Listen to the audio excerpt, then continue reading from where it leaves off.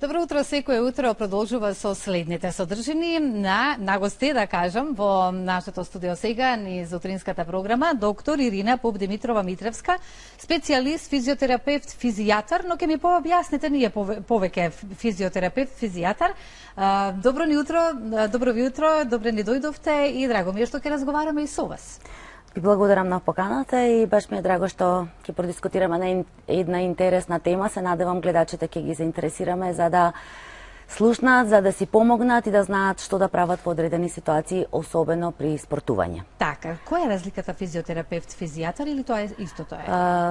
Физијатар е специјалист по физикална медицина, доктор кој што е доктор специјалист во однос на физикалната, а физиотерапевтите се исто така во истата дејност, да речеме. Едното и другото? Не, значи имаме градација и класификација. Доктор физијатар е тој што прегледува, поставува индикација, одредува тип и постапки на процедури во рехабилитациониот процес, а физиотерапевтот во координација со физијатарот ги работи и ги спроведува физикалните процедури. Така, тоа го имаме во система, значи? Да, меѓутоа е заедничко и споено, така верувам, да, и вие заедно се соработувате и се знаете што е она што треба и како треба да ги надминете проблемите кај пациентите кои што ќе дојдат со било какви да се повреди. Сега знаеме дека е нели време кога е пролетта, летото не привлекува за физичка повеќе активност и да пешачиме можеме да се повредиме, не дај Боже, јас кажав од пораните утрински часови, меѓутоа се случува. Можеме секакви повреди да имаме на себе, зависно од тоа нели каква физичка активност, треба да сме премногу внимателни и да внимаваме, меѓутоа се случува. Сега кога ќе се случи е прашањето што треба да сториме во моментот и доколку гледачите се заинтересирани, можеби некој има повреда во моментот, па ако сака да постави прашање, слободно може да се јават, отворени сме и за нив за телефонските линии. Кои најчести повреди се во текот на овој период од годината и со што најмногу сега се соочувате? Да, раздвижено е, времето е веќе пријатно, имаме добар тренд кај голем процент од популацијата кои што се физички активни, морам да признам. Се уште треба да се поработи на тој сегмент, меѓутоа задоволително. Јас во старт би ги разграничила спортските повреди на акутни трауми, односно трауми кои што се случуваат во тек на спортски активности професионално, што се прабават со спорт, и рекреативните повреди кои што се луѓе кои што рекреативно се занимаваат со физичка активност. Се случуваат често, тоа е факт, и секој треба да биде информиран како првично се заштити. Инаку, типот на повредите, интересно е да речеме процентот дека во преоптеретувачки синдроми, односно преоптеретувачки повреди што се случуваат, почесто се случуваат кај жените, да речеме. Зошто е тоа така? Па затоа што можеби, 35% се случуваат преоптеретувачките кај жени, а 22% кај мажите. Затоа што веројатно тоа ние ја имате статистиката и податоците. Да, така да можеби сме поупорни, потврдоглави, по темпераментни, да, можеби е тоа причината, не би навлегувала во тоа, меѓутоа податокот е интересен. Чести се тие повреди, морам да кажам, меѓутоа најбитно од сето тоа е дека најбезазлен и најмалку тренажен процес кој што може да наштети на телото се вежбањето во фитнес сали, пешачењето, многу популарно и актуелно, така да. Така, пешачењето, нордиското пешачење, пливањето, возење велосипед, танцувањето, играњето голф. Значи ние мораме да разграничиме која физичка активност е помалку изложена на спортски повреди, а која е под поголем ризик, односно инциденца на појава на повреди. Така да во старт треба да внимаваат гледачите со што почнуваат, како почнуваат, и најбитно е да се запази континуитетот на вежбањето. Секако би го напоменала тоа, затоа што процентот на појава на спортски повреди е секогаш после или прекин, или во почетокот на стартот на физичката активност. Затоа стартот треба да биде доста внимателен, предострожен, континуиран и ќе кажеме понатака и за превенцијата како треба да се како сигурно и вие им давате овие совети на вашите пациенти за да бидат многу внимателни и убаво што споменавте на вистина од ваша страна со оглед на тоа дека еве социјалните мрежи се можеме да забележиме дека сите веќе со физичка активност се даваат се од себе да изгледаат убаво како и дамите така и се разбира за мажите машкиот пол сега веќе сега веќе се повеќе и повеќе трендот е тука. Фитнес сали, дали танцување, дали било што и да е рекреација, спортски активности разни. Меѓутоа да, треба да бидеме внимателни на повредите. Сега, кога сме кај повредите, кажавте дека се оние акутните и оние рекреативните. Меѓутоа, со оглед на тоа дека ги споменувам овие порекреативните, оние кои што се соочуваат со повреди, како потоа ги превенираме и на кој начин, со оглед на тоа дека можеме да повредиме рамо, можеме да повредиме колено, стапало, нога и слично. Така, различни активности се предиспонирани за одредени регии. Еве да речеме едно пливање кое што го сметаме за најбезазлена спортска активност, меѓутоа сепак постојат повреди при преоптеретување. Конкретно за пливањето се рамото и колената. Така да ниједна физичка активност не е заштитена од некаква повреда, особено. Што најмногу треба да се внимава? Така. Јас би прво би кажала што треба секој да знае што треба да направи при одредена повреда, па ќе дојдеме до превенцијата. При повреда, значи, за гледачите веројатно ќе биде доста интересно да се спомене како они треба што да направат во првите моменти, односно прва помош. Тоа е постапка која што се нарекува скратеница RICE, во превод значи REST, ICE, Compression и Elevation. Значи, во првиот момент кога ќе настане било каква повреда, болка, оток или некаква траума во текот на спортувањето, секој треба да биде едуциран и обучен како треба да си помогне, само помош. Во првиот момент, значи, треба да се направи да се одмори сегментот. Тоа е рест, кој што треба да трае во просек негде 1 до 7 дена, зависно од тежината на повредата. Вториот сегмент е дека треба да се стави веднаш ладно. Ладно или ice, мраз, кој што треба да се аплицира на местото на повредата. Аплицирањето на мразот може да биде во вид на гел облози, во вид на мраз обичен или во некоја форма на обичен смрзнат грашак што го имаме сите во фрижидер или некоја намирница, ладна вода крпа, која што треба да се држи на местото на повредата, не повеќе од 15 минути, во просек 10 до 15 минути, да се повторува на секои 1 до 2 часа. Третата постапка е компресија, значи треба да се направи некаков притисок на местото на повредата. Тој притисок го правиме обично или со стегачи или со компресивен завој. И најпоследниот момент е елевација, односно позиционирање на сегментот, дали е рака или нога или било каков дел, да биде во една подигната положба за да се позиционира сегментот што е повреден. Сето тоа се прави со цел да се намали отокот, да се намали болката и да се олесни понатамошниот пристап во рехабилитација и во заздравување на настанатата повреда. Да, со оток не може физиотерапевтот ништо да стори. Така. Отокот не е голем проблем. Колку помал оток има повреденото место, толку побрзо ќе се врати во нормала. Тежината не ја коментираме, има различни степени на тежина на повреда. Ова се постапки кои што секој треба и спортист и рекреативец да ги познава и да си само помогне. Така. Сега, тука зборуваме за самопомошта и многу убави совети, па дури се разбира да и јас ке си ги применам, не дај Боже, меѓутоа не знаеме што можеме од тука до тука да се повредиме. Тоа е животот, дел од нашиот живот, а и сме се повредиле. Последица на движењето секако. Знаеме како тоа изгледа, меѓутоа и ве повторно ќе потсетам доколку гледачите имаат некое конкретно прашање, моментално се можеби некој со некоја повреда да побара совет од вас, слободно може да не се јават. Сега тоа го кажавме, значи кои се најчестите повреди, што треба да сториме. И за превенирањето сега. Одиме кај физијаторот нели прегледува, одлучува што треба да стори потоа и физиотерапевтот. Тој процес да го појасниме. Така, тоа е веќе во третирање, односно лекување и третман на настанатата спортска повреда.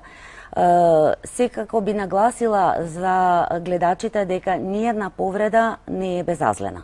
Значи и да се удриме, дали е тоа ќе се појави мудрица, дали ќе се појави оток, болка, ограничена подвижност и така натаму, секој треба да знае дека може да побара и треба да побара стручна медицинска помош, дали тоа ќе биде во првата линија ортопедите, физијатрите, спортска медицина и така натаму, значи има плејада на специјалисти на кои што можеме да се обратиме. Во моментот кога ќе се побара стручна помош, се пристапува кон третман на повредата. Во нашиот сегмент од физикална ние имаме плејада на процедури, плејада на можности со кои што можеме да му помогнеме на повреденото место. Меѓутоа, секој треба да свати дека и раната рехабилитација, односно раното лекување е пожелно. Што порано, тоа подобро, затоа што ќе имаме многу подобар фидбек, односно подобро лекување, побрзо враќање во спортските активности. А тоа секогаш целта. Верувајте на пациентите кои ќе дојдат, кога ќе трчам, кога ќе можам ова, кога ќе можам она. Затоа мојот совет е да се јават на лекари и да побараат стручна помош, затоа што статистиката кажува дека повторувачките спортски повреди, значи повторената повреда настанува во 30%. И тоа воопште не е мал процент и не можеме тоа да го заобиколиме, така да една повреда носи втора и трета и пета и тоа го викаме слабо место, кое што секогаш има потенцијал.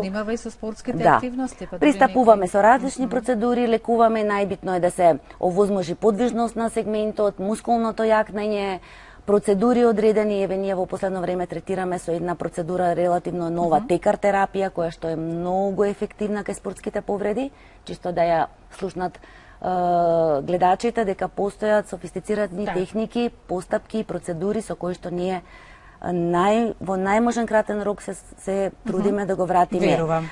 Рекреативецот, а најбитно е спортистот кој што треба да се врати. Имаме гледач, па да видиме кое прашање ќе го постави до вас. Добро ви утро. Добро утро. Добро утро, повелете. Јас сум да слушат докторката, ја имам повреда на ногата, не сум паднала, него од доктор ми е повредена. И ми е цела нога укочена.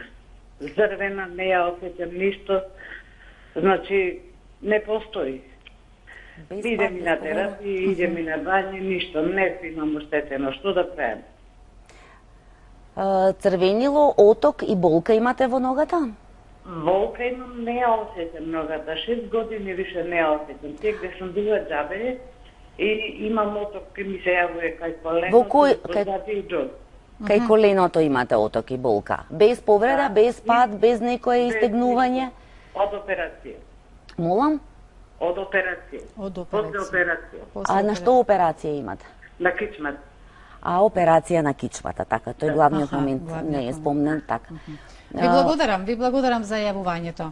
Овој контекст малку е надвор од нашата тема, меѓутоа ќе одговориме на јавувачот. Се работи веројатно за некоја проблематика со рбетот, која што е третирана оперативно. Треба да се погледнат на аудите, што како коленото знае, после операција знаат да ни се јават одредени колатерални проблеми, кои што се резултат на одложен проблем или накривување, лошо одење, лошо држење, оптеретување, ако имаме скршеница на едната нога, да речеме на колкот, страда другиот екстремитет, односно другата нога. Така да треба пациентката да се прегледа, веројатно и во години, да се исклучат и други дегенеративни промени и секако да се даде совет што може да се помогне. А сте помогнале вие на многумина, верувам. Да се вежба, да се биде физички активен, да се завземат добри положби, физикалната ја спроведува господјата, така да еден процес кој што треба да се опфатат сите сегменти и да се гледаат работите не само како проблем кичма или колено, него малце пошироко ги гледаме работите и даваме совети како да се помогне. Верувам и знам и сигурна сум колку вие можете да помогнете на сите оние кои што се соочуваат со такви проблеми. Но кога сме кај систина, што е она што вашиот сектор ќе го прослави?